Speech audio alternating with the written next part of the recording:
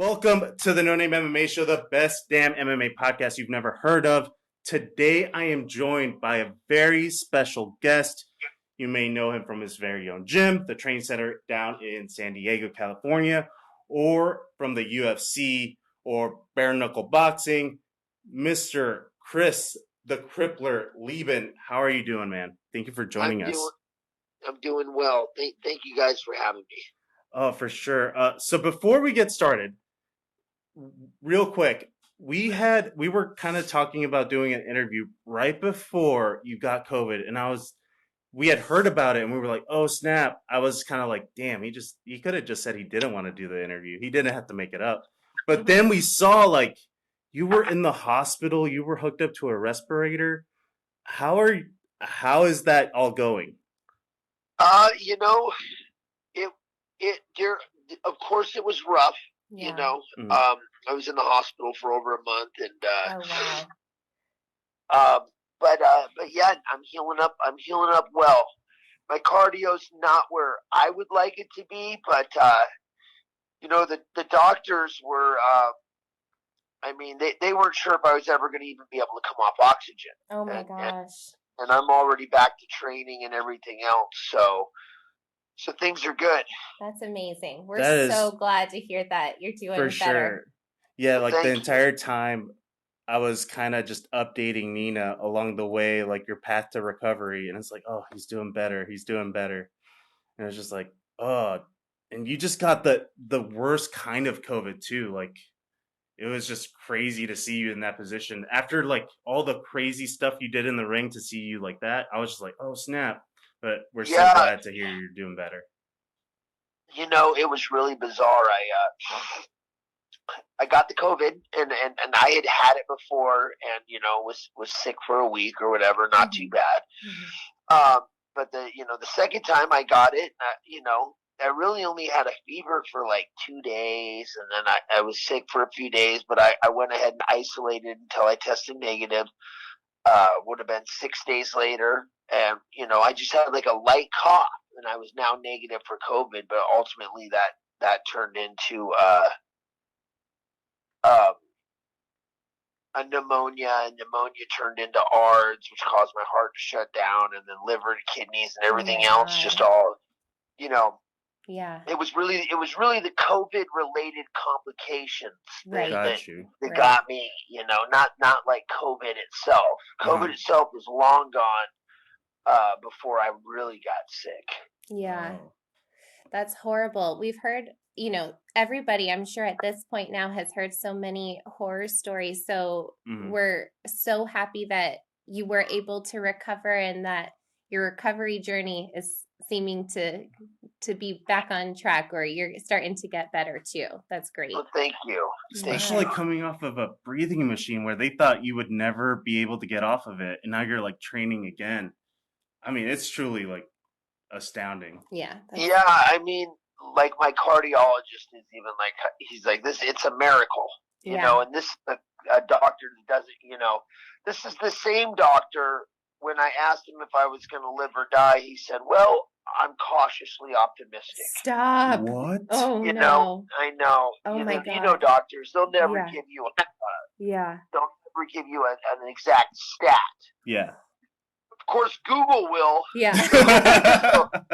So being me, I'm going, okay, heart's failing, liver, kidneys are failing, and I got ARDS going on the respirator. What are my odds? And they weren't good.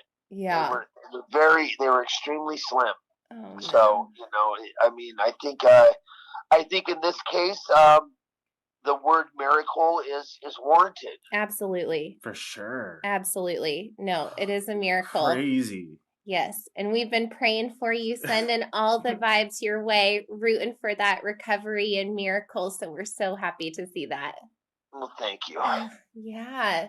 So I'm going to kind of get us started with the rest of our chat here. Really, Chris, I became a fan once Andy introduced me to The Ultimate Fighter, and he said, we've got to start you off right, season 1. And you quickly became my favorite fighter on Tough season 1. So much so that Andy recorded my reaction when you made your return to the show. And when we saw that you had reposted that video, Yeah, I remember that post. It was pretty funny. that was like my highlight of my life. Claim to fame right there to be on Chris Leben's Instagram reposted. I was in initial shock. I was going through my timeline and I had just posted it and I was like, oh, like Instagram's acting weird. It's showing me the same post. And then I was like, oh shit, it's Chris Leben. And yeah, I was just like, what is going on here? Like, I don't know. Especially because like she just knew about you, but like I've been knowing about you. So in my mind, I have just built you up like this god. I mean, you're still a god, by the way, but like, oh my god, he reposted my wife. Yeah. So tell us a little bit, or just, kind of, what do you think back on? What are your favorite memories from your time on The Ultimate Fighter? Well, it was a long time ago, and Sure. I was definitely a very different person, and Yeah. I really think that I changed a lot just during the course of the show. The experience of the show really kind of helped me evolve. Yeah. But I kind of tell people it's kind of like boot camp. Mhm. Nobody wants to go to boot camp, but afterward it was great for their career. They're glad they did it. They're proud of it. Everything else.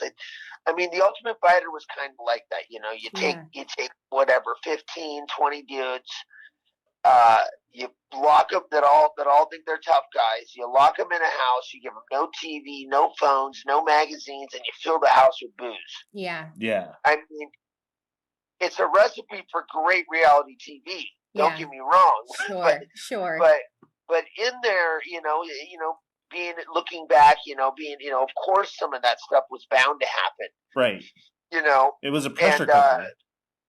He is a pressure cooker, and I definitely was no exception to that. I thought I would, at that age, my early 20s, I mean, confidence was an understatement. Mhm. Fucking full of myself was more like it. Very arrogant, very very confident, and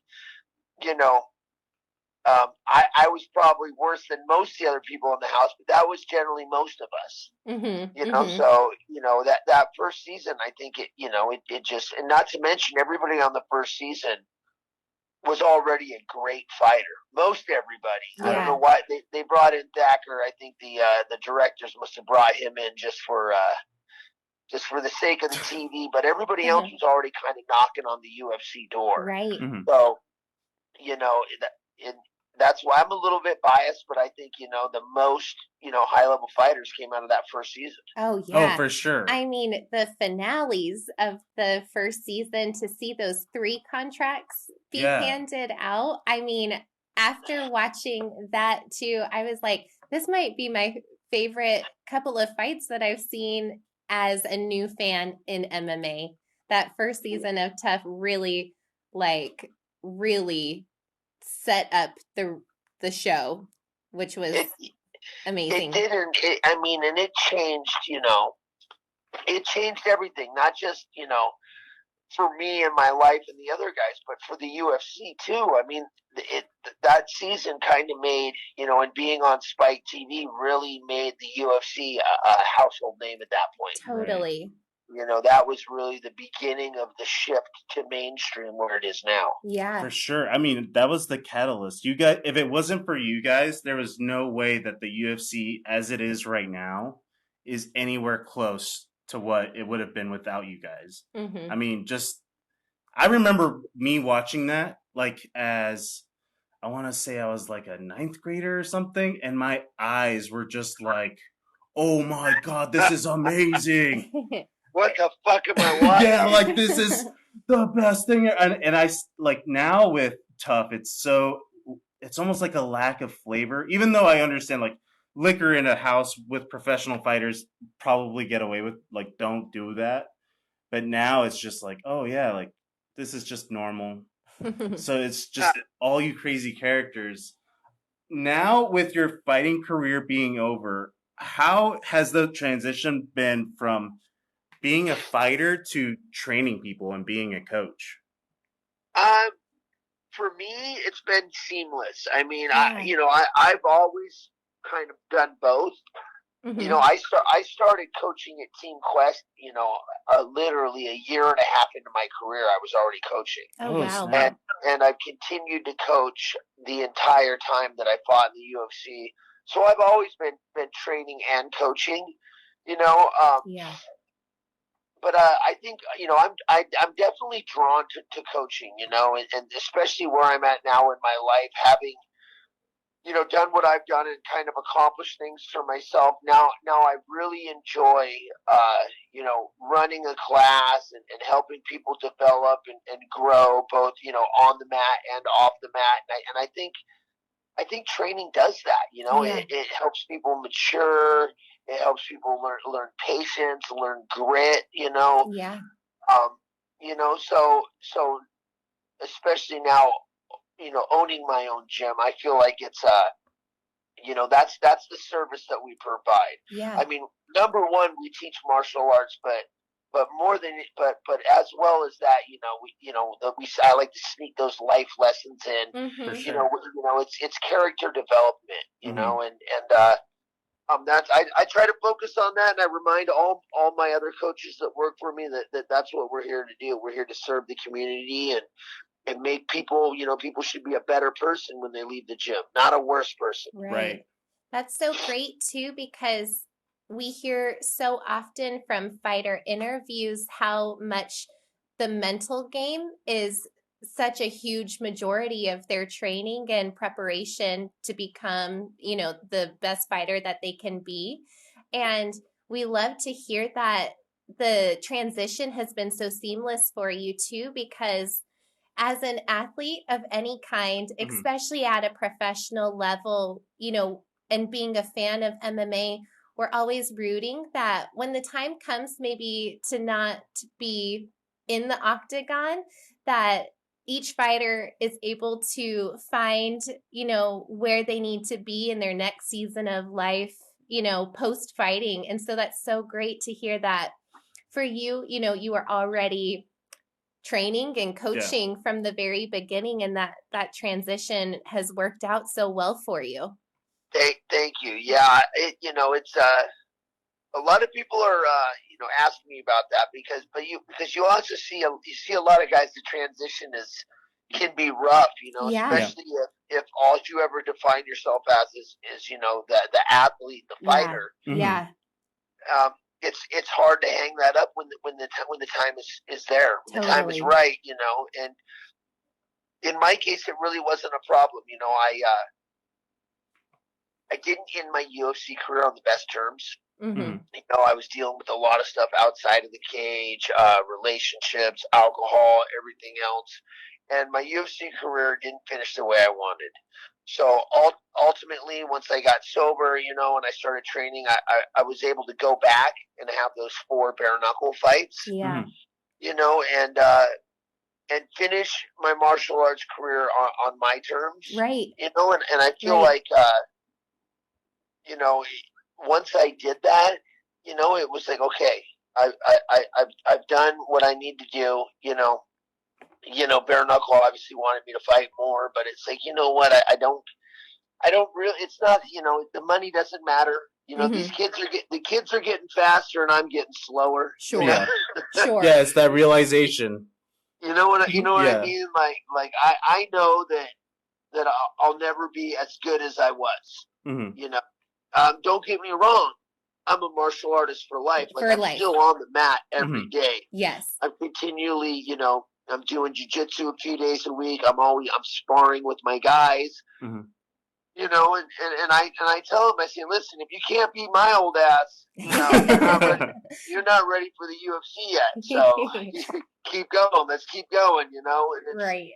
It's really one of my favorite things to do. But that for me is very much different than fighting competitively. Yeah. Getting in there, sparring, training with the guys, pushing them hard, pushing myself hard. that's something that I'm going to do until I can't walk anymore. You know, if I can't walk, I'll probably just have the wheelchair rolled up to the mat. You know, and they'll just throw me on the mat and I'll get going. Yeah, Sounds good. That's amazing. I know Yeah. it feels wrong to say like your fighting career has ended, because you're right. You are a fighter, true and true, and you're gonna be a martial artist, you know, like you said, until you're wheeling up to the octagon to watch people fight, or up to the mat. You know, that combat sports is truly my life. Yeah. And that's never going to change. You know, I mean, I'm always going to be involved in this industry in one facet or another. That's amazing. Right now, I'm involved in a lot of different ways. You know, except for, you know, actively competing. Yeah. Yeah. What are some other things that you've got on your plate right now? We've heard too that you're doing some reffing and all kinds of other mediums when it comes to MMA. Yeah. So I've been a referee and a judge for CAMO, the California Amateur Martial Arts Organization, for like 5 years, and I actually just like a week ago passed my medicals and passed all my stuff to be to work for CSAC. So now I'm a professional referee and judge, and kind of a real big deal for me. For sure. Congratulations! Yeah. Thank you. Thanks. Yeah, 5 years. 5 years. 5 years of refereeing amateur to get there. Wow. But you know, the thing is, there's not that many spots. You know, you think about how many professional MMA shows there are. You know, in California, especially in California. Yeah. You know, and California is also, of all 50 states, the hardest one to get licensed in. There, you know, the commission is. I mean, I think they do the best job. Yeah, CSAC is bar none the best. I mean, we wouldn't know a lot of things if it wasn't for CSAC. So, you know, so you know, now I'm there. I'm part of CSAC. I'm a referee and a judge for them. And as a matter of fact, Friday we have Cage Warriors here in San Diego. No way. And it's going to be my first show as a judge. Fuck yeah! Breaking news with Chris Leben. So pretty cool. I've got 2 guys out of my gym fighting on that card. What? I will not be judging those 2 fights. Don't worry. Oh my gosh, that's so cool. But, so, you know, I've been, you know, really busy coaching those guys. I think my guy Jamie Lynch. I think if he wins, he's been getting a lot of press, and I think if he wins this one, you know, hopefully we'll get the call. We can move him up to the UFC. He's real close, and then my other guy Jordan Bailey. You know, hopefully he wins his next 2 in Cage Warriors, and then he can move up the ladder as well. That's amazing. So pretty exciting. You know, it's exciting to be part of that show. I got guys in the show. I'm judging the show, and it's also really cool to have such a big international fight show. You know, you guys know that's where Paddy the Baddy came from, Conor McGregor. You know, they're real big in Europe, and you know now they're here in San Diego as well. So I'm super excited about that this Friday. That is so awesome. Well, congratulations again. We're jumping up and down. We're so excited for you. That's so great. Thank you. Yeah. Thank you. So, with CSAC, how many, was it just a time period or was it a ton of fights? Because now you could ref a fight, you can corner somebody, and then you can judge a fight all in the same card. Are you trying to do that at one point in time? No. I'm not. You know, for Camo, we always kind of, I ref and judge. Kind of improvise. Kind of rotate, you know, so I might referee a fight, then the next fight I'm inspecting somebody as they go into the cage, and then the next fight I'm judging, and then I have a fight off. Something like that might be a Camo rotation. For CSAC, you know, I'm interested to see, because I really have, I've done some shadowing for Mhm. them, but I haven't worked officially for them yet, not until Friday. But for this one, they've got me down as just specifically judging. Gotcha.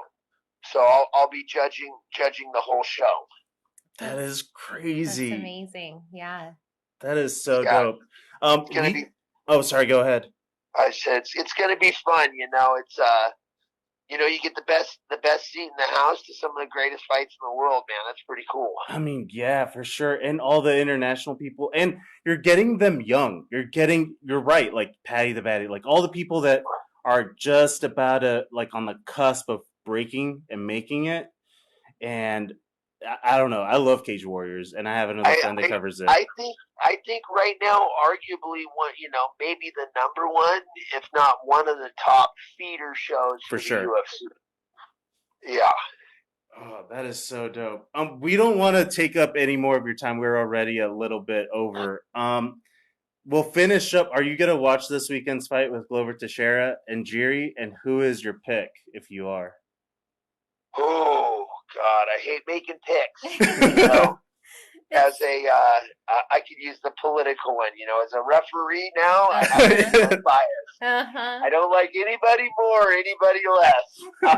I know. That is always the predicament. There's people I'm rooting for, and then there's people sometimes that you just got to pick it. And so that is a tough one to do. Yeah, and I mean, obviously, I've been in the sport for a long time, so there's always people that I know better than other people, but Sure. I really, unless it's a guy I'm cornering or something like that, I really just try to take my emotion out of it. Yeah. As a professional, that's what you have to do. That's right. Awesome. Well, thank you so much, Chris, for taking the time to talk with us. This was our first interview, and we cannot be more stoked for it to be you. Yes, we're so honored, and we appreciate your time so much. Thank you so much. All right, you guys have a good one. You too. Later. Bye. And that is it.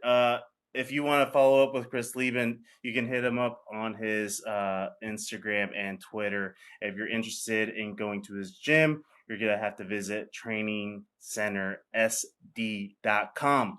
From all of us at the No Name MMA show, me, Motivated Andy, aka Andy Romero, and my lovely wife, No Nutshot Nina. Yeah, thank you. First interview down. Look at that. Look at that. Snazzy. Very nice. Very nice.